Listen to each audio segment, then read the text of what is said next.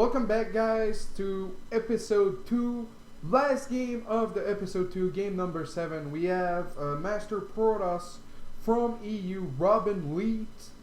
For those that don't know Leet, it's a Counter-Strike term, if I'm not mistaken. I think it is. I mean, that's where I knew it from. It's like Leet, like 1337. So Robin is Leet, or maybe he's not if he loses this game. Just kidding. So we have a PvZ here. We've had a lot of PvZs, man. And PvP and PvT get no love, and we also had a ZVP, which was very funky. So far that chrono is a little delayed, but you're also having the chat of your life. Alright, so that was a miss rally.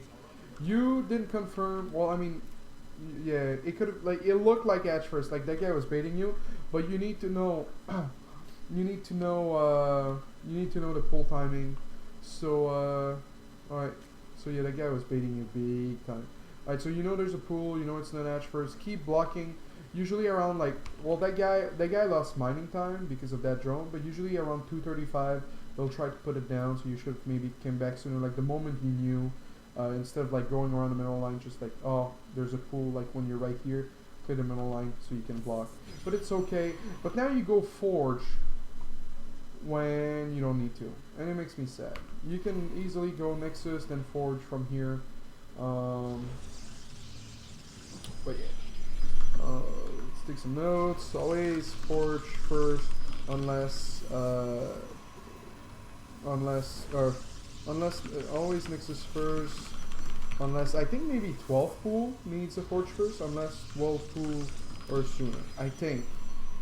I still think you get Nexus first against a 12 pool on this map and all on because you can do a 3 building wall off. So I'm not a big fan of the pylon here, but you know, you double gas, lots of chrono still.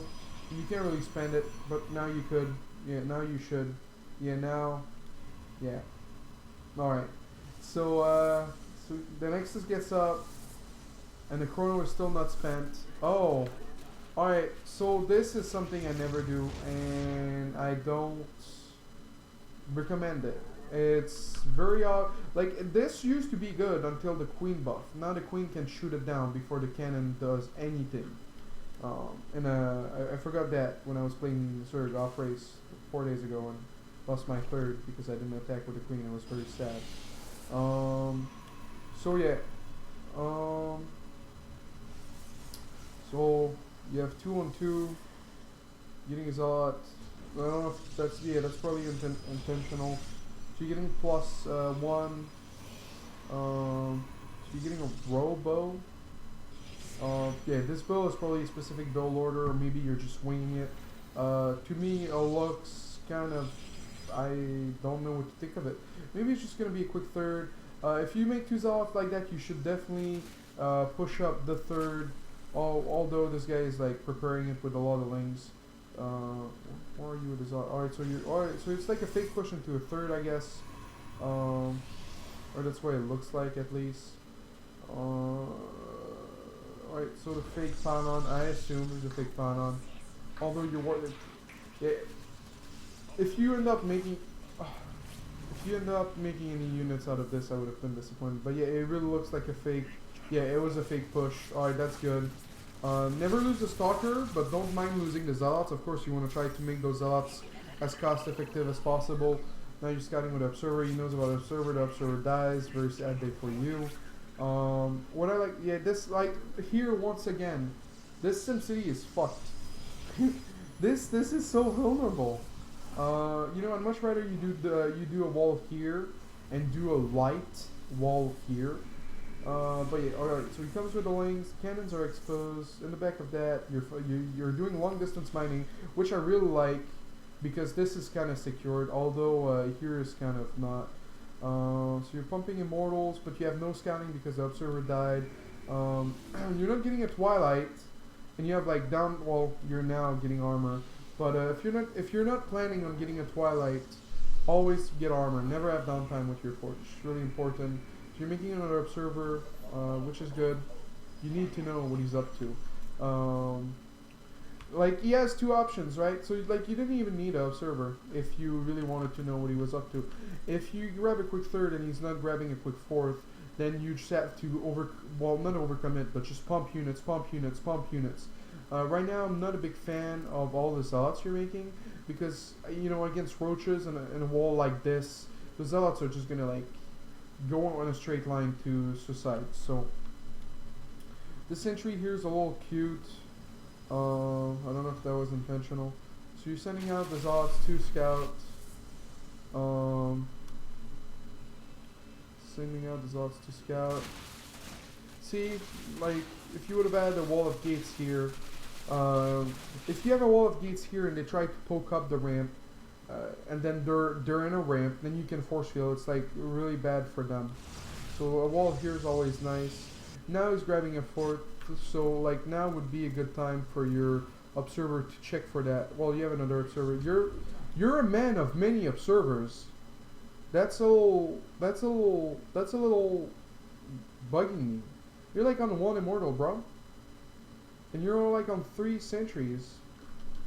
I think those guys were grabbed a little late. How much? Yeah, see, like only 400 mined. And those were always on 2 the whole time.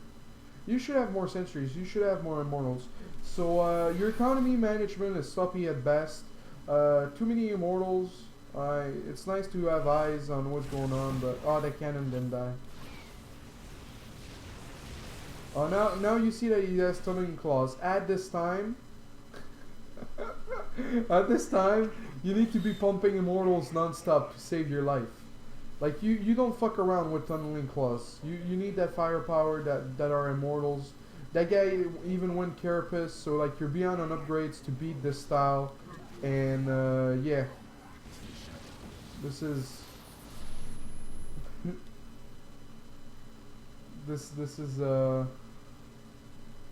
yeah. Now he's at 2-2, man. This game is not going in your way. Like already, I can see the struggle. So now you're getting a Templar Archive versus Tunneling Claws. No. Just no. Those borrows, man, Tunneling Claws. Like, maybe, like, after 6 Immortals, I'd go Colossus. Or, like, Templar Archive. But, like, Templar Archive's not gonna do anything for you. He's just gonna borrow and leave and regen his HP. Like, Storm is like a one-time thing, right? It's like... What is it like? I don't have a good analogy right now, but yeah.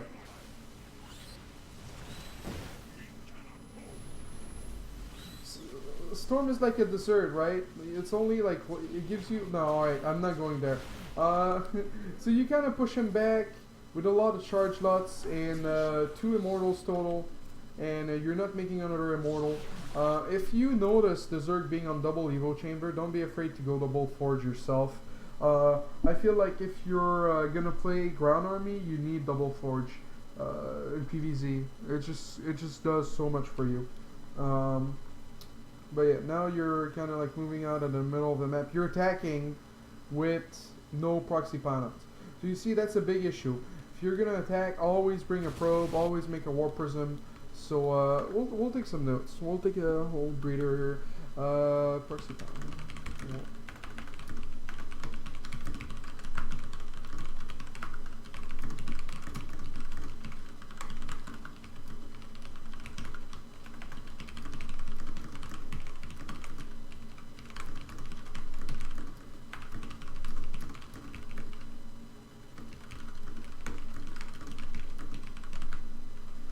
Yeah, that was pretty good. Alright, so now you're pushing in. You have some infestors. You have a lot of zealots backed up behind. Like, if you're gonna go charge, there's no reason not to get stalkers.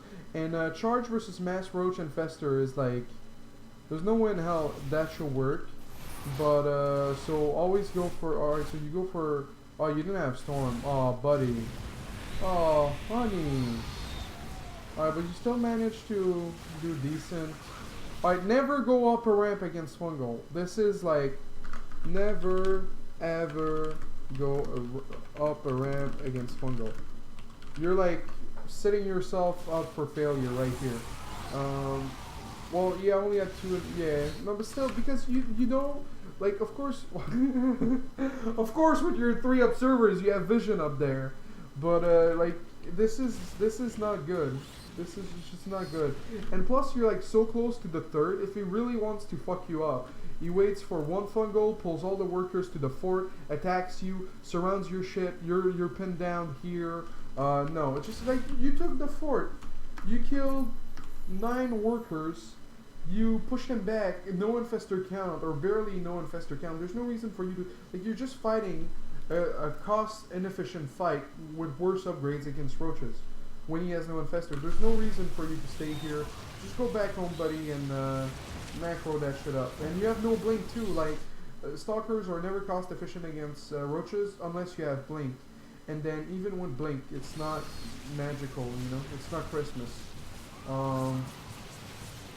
It's more like Easter. Like, you get some chocolate, but, you know, people are like, yeah, it's Easter, man. I'm not going to give you that much chocolate. So, so you take down the third at a cost of a lot of stalkers. Oh, no, okay, that's recent. Is that recent? Yeah, that's recent. So he comes in the main. You have 1 void ray. You were... When you have no money, you make too many zealots, man. You have the zealot syndrome. Yeah, you definitely have the zealot syndrome. Like, I wouldn't make that many zealots versus Ling Infester. I wouldn't make that many zealots versus... Yeah, just Ling Infestors. You don't want zealots versus roaches. So, I mean, losing that base that was almost mined out didn't really matter because you had the economy, but you lost everything here trying to kill a base versus, and it was a very cost inefficient fight. Like, let's just go back a little bit, like, just to give you a perfect example. And that's something at master level that you need to do in order to improve yourself. Look at the unit resource, look at how big the army was, look at if you were spending your gates. So you're pushing right now. And he's lost more, even though he had a fort for not so long with no gases, right? Because you have a bigger army, life is good, you're gonna get close to max, unit loss tab still in your favor, army value is about the same, or you're 1k ahead. You push down with the with the zealots behind, you're maxed. Make a nexus. Why not, buddy? Why not? So, okay, so you attack into here. Unit loss tabs in your favor. Zealots are out of position. You attack here, and you still manage to win the fight, even though your zealots were in a retarded position. So you kill this, and he's forced to go up the ramp. Look at the unit loss tab. You're still leading. That's enough EV to take a nexus. Look at the army value. You're leading. Of course, in the army supply, you're not leading because roaches are just... yeah, but you have to keep in mind he didn't have those gases, and he's making a fuckload of roaches, so you don't even have to be afraid of brood lords because he has no gas. So you go back here, you take a fort, you win this game, buddy. You win that game. You win that game. And your probe saturation was crappy here. 14 at the 14 at the third, and it wasn't optimal. You need 16 everywhere. So that's basically it, and then we'll go at like ×8 just to see the end of the game. Because someone in the comments will be like, "You didn't show the end of the game. I wanted to see how it ends." Alright, so you make mass Archon versus mass roaches, and you die, and it's painful, and you're sad, and you pull probes, and you do long distance mining, and then yeah. Alright. So thank you a lot, Robin Leet. Your flaws. Too many zealot syndrome, back off after a fight where you have advantage, because you have to keep in mind, like, the Zerg had a bank, right? The Zerg had a bank. You never like clean his army entirely at 0, so he had a bank. Yeah, you should have a macro hatch. If you're attacking at the third, he's gonna have a lot of reinforcements. Like, he's at home, so and you attack a ramp. So yeah, I grab a fort if you're maxed at 200 and still have money, because why not? I mean, of course you're gonna lose some of that food, and you could have like 4 more zealots, or like 3 more stalkers, but still, I would have grabbed that 4th. So yeah, thank you a lot, Robin Lee. This was game number 7, last game of Replay Thursday episode 2. We're gonna make a shameless plug. Thank you to Ever Media for sponsoring me Capture Card. If you stream for fun, Capture Card gives you about 20 to 30 more FPS while streaming, which is awesome if you want to not lag. And also to TT Sports for supporting me and helping me do the Christmas raffle. So make sure to subscribe, follow, and all that social media jazz. I'll be back next Thursday. The way I pick replays has changed.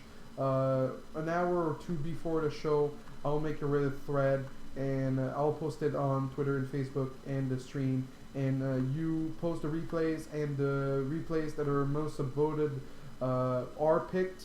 And there's like 3 questions to what you need to answer along with the replay. It's hold on, I have it here.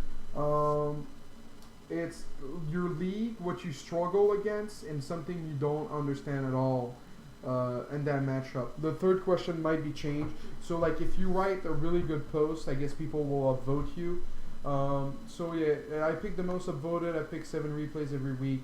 This show's gonna go on forever because it's really fun to do, to see people do funny walls and stuff like that. And like that guy with the Zealot syndrome and like the observer, like that guy was like, you know, like the Cold War where like they were spying but not doing shit. That guy was a spy, man. You wanted your observers everywhere, man. They needed to see anything and everything. So it was kind of cute. But thank you again to everyone who submitted replays, and I hope you didn't get offended with the commentary. So thank you again for watching, guys, and see you guys next week.